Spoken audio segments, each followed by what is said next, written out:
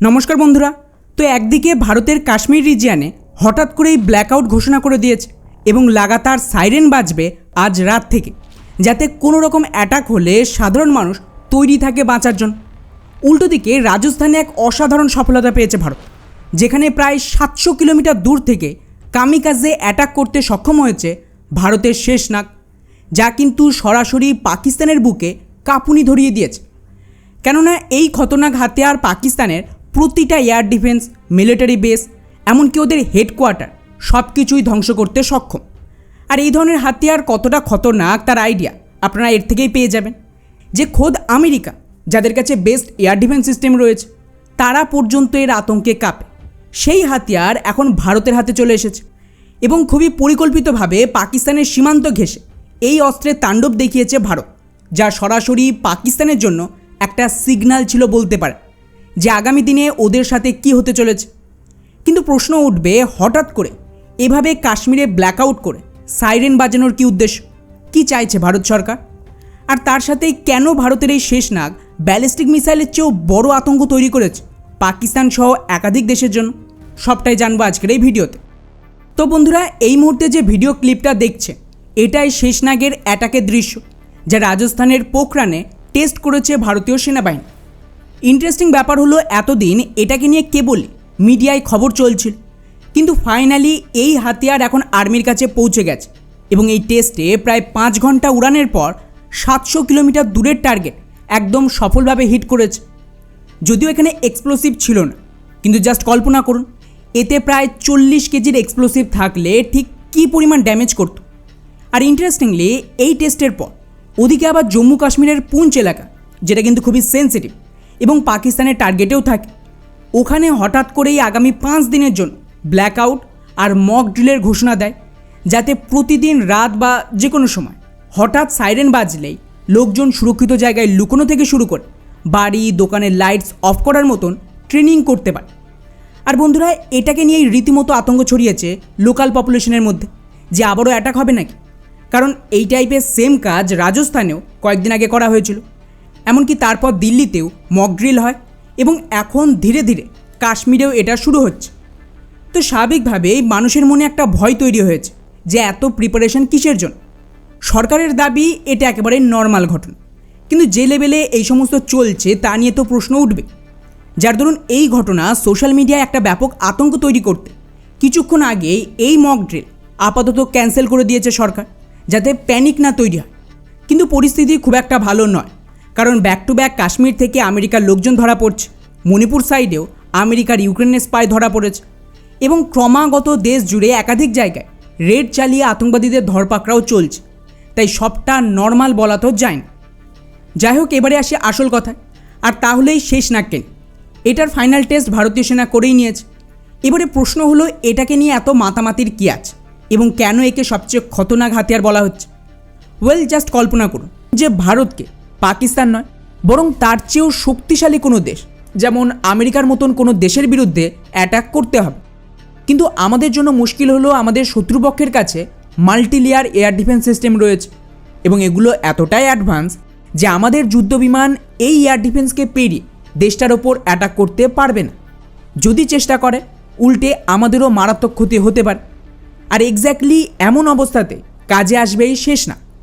এর বিশেষত্ব হলো, এটা এক ধরনের কামিকাজে সুইসাইড অ্যাটাক ড্রোন, যা কম করেও 1 থেকে 1,500 কিলোমিটারের বেশি দূরে গিয়েও হামলা করতে পারবে। মানে এগুলো কিন্তু ভারতীয় ব্রহ্মসের চেয়েও প্রায় দ্বিগুণ রেঞ্জ দেবে। এমনকি বহু দেশের ব্যালিস্টিক মিসাইলও এতটা রেঞ্জ দেয় না। এবারে ভারতের পরিকল্পনা হলো যে আমরা শত্রুপক্ষের ওপর ব্রহ্মস বা অগ্নি মিসাইলের মতন দামি অস্ত্র ব্যবহার করে নিজেদের মিসাইল নষ্ট করার বদলে এই ধরনের প্রায় কয়েক হাজার শেষনাগ ড্রোন লঞ্চ করে দেব। এতে কিন্তু একসাথে দুটো ফায়দা হবে। প্রথমত, যদি এই ড্রোন শত্রুর সমস্ত গুরুত্বপূর্ণ military base, runway, radar system, communication system বা মিসাইল স্টোরেজ এবং ফিউল স্টোরেজ এগুলোর ওপরে গিয়ে অ্যাটাক করে তাকে ধ্বংস করে দেয়, তাহলে তো কথাই নেই, ভারতের জয় নিশ্চিত। কেননা এই ড্রোনগুলোর ভেতরে 40 কেজির কাছাকাছি ওয়ারহেড থাকবে, যা যথেষ্ট যে কোনো গুরুত্বপূর্ণ টার্গেটকে ড্যামেজ করার জন্য। কিন্তু মনে করুন, আমাদের এই শত্রু দেশটার কাছে যেহেতু অ্যাডভান্স এয়ার ডিফেন্স সিস্টেম রয়েছে, তো স্বাভাবিকভাবেই ভারত অ্যাটাক করলে ওরা তো বসে বসে দেখবে না, নিজেদেরও পাল্টা এয়ার ডিফেন্সকে অ্যাক্টিভ করবে। আর এখানেই শুরু হবে আসল গেম। যদি শত্রুপক্ষ ভারতের এই শেষ নাগকে ডিটেক্ট করে ডেস্ট্রয় করে দেয়, তাহলেও কিন্তু এখানে জয় ভারতেরই হবে। এখন আপনারা বলবেন, এটা কি করে সম্ভব? আমাদের হাতিয়ার ধ্বংস হয়ে গেলে আমরা কি করে জিতব? ওয়েল, এখানেই তো আসল টুইস্ট। এর একটা উদাহরণ দিই আপনাদের, তাহলে বিষয়টা পরিষ্কার হবে। রিসেন্টলি আপনারা দেখেছেন ইরান যুদ্ধে ওরা কিন্তু কয়েক হাজার এই জাতীয় ড্রোন, যাকে ওরা শাহিদ নাম দিয়েছে, এটা লঞ্চ করে। এখন আমেরিকান এয়ার ডিফেন্স সিস্টেমের মেজরিটি ইরানিয়ান ড্রোনকে শুট ডাউন করে দেয়, এবং এটাই তো ইরান চাইছিল। এই জাতীয় একটা ড্রোন তৈরিতে ম্যাক্সিমাম ইরানের হয়তো $20,000 থেকে $30,000 খরচ হয়। আর শুধু তাই নয়, এগুলোকে মাস প্রোডাকশন করা সম্ভব খুব কম সময়।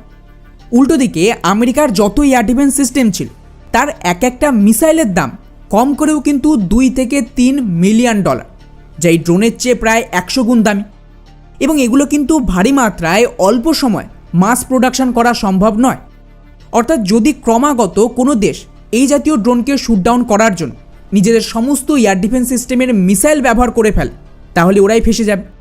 কেননা এরপর যখন অ্যাকচুয়ালি ব্যালিস্টিক মিসাইল বা ফাইটার জেটের অ্যাটাক শুরু করবে, তখন কিন্তু তাকে ঠেকানোর জন্য আর কিচ্ছু বেঁচে থাকবে না শত্রুপক্ষের কাছে, বা ওদের কাছে মিসাইলের স্টকও থাকবে না।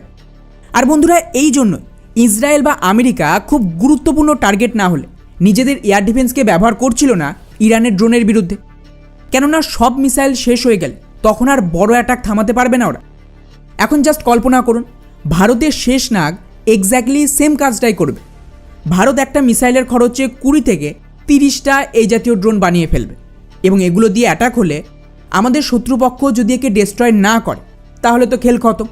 আর যদি ওরা এগুলিকে ঠেকাতে গিয়ে নিজেদের সমস্ত মিসাইল খরচ করে ফেলে, তারপর অ্যাকচুয়াল তাণ্ডব শুরু করবে আমাদের যুদ্ধবিমান আর বাকি হাতিয়ার। এবং এটা অনেকটা ফাঁকা মাঠে গোল দেওয়ার মতন হবে, যেখানে যেমন খুশি অ্যাটাক করা সম্ভব। যার দরুন এটাকে মাথায় রেখে ভারতের এক প্রাইভেট কোম্পানি নিউ স্পেস এই শেষ নাগ 150কে তৈরি করেছে। আর বন্ধুরা, বেস্ট পার্ট, এটা কিন্তু অলরেডি টেস্টিং শুরু হয়ে গেছে, যেটা এখন আপনারা স্ক্রিনে দেখতে পাচ্ছেন। এবং খেয়াল করুন, এর জন্য কিন্তু কোনো স্পেশাল লঞ্চার বা বড় জায়গার দরকার নেই। ছোট 4 হুইলার গাড়ির ওপরেও এই ধরনের ড্রোনকে যুক্ত করা যাবে, এবং এটা নর্মাল রোডে চলতে চলতেই লঞ্চ করা সম্ভব। তো এটা ভারতের মতন বড় দেশের জন্য একটা গেম চেঞ্জারের মতন হবে। কেননা নর্মালি ব্যালিস্টিক মিসাইল কোনো একটা জায়গা থেকে লঞ্চ করতে হয়।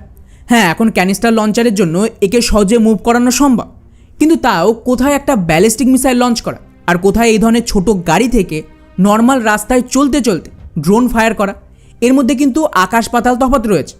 শত্রুপক্ষ বুঝতেই পারবে না যে অ্যাটাক কোথা থেকে হবে। আর শুধু তাই নয়, এগুলো যেভাবে ডিজাইন করা হয়েছে, তাতে ভারত ভবিষ্যতে নৌবাহিনীর যুদ্ধজাহাজ বা আরও স্পেসিফিক বললে ডেডিকেটেড ড্রোন লঞ্চ শিপ তৈরি করে সেখান থেকেও লঞ্চ করা সম্ভব, যা আমাদের এয়ারক্রাফট ক্যারিয়ারের ব্যাটেল গ্রুপ বা অন্যান্য জাহাজের সাথে চলতে পারবে। এতে কিন্তু ভারতীয় নৌবাহিনী যে কোনো দেশের ওপরেও অ্যাটাক করতে পারবে বিনা নিজেদের ব্যালিস্টিক মিসাইল নষ্ট করে। এবং এটার কাজ হবে শত্রুর যে কোনো দেশে অ্যাকচুয়াল হামলার আগে তার এয়ার ডিফেন্সকে ডিস্ট্রয় করা, তাদের গুরুত্বপূর্ণ টার্গেটকে এলিমিনেট করে অ্যাকচুয়াল বড় হামলার জন্য রাস্তা খুলে দেওয়া।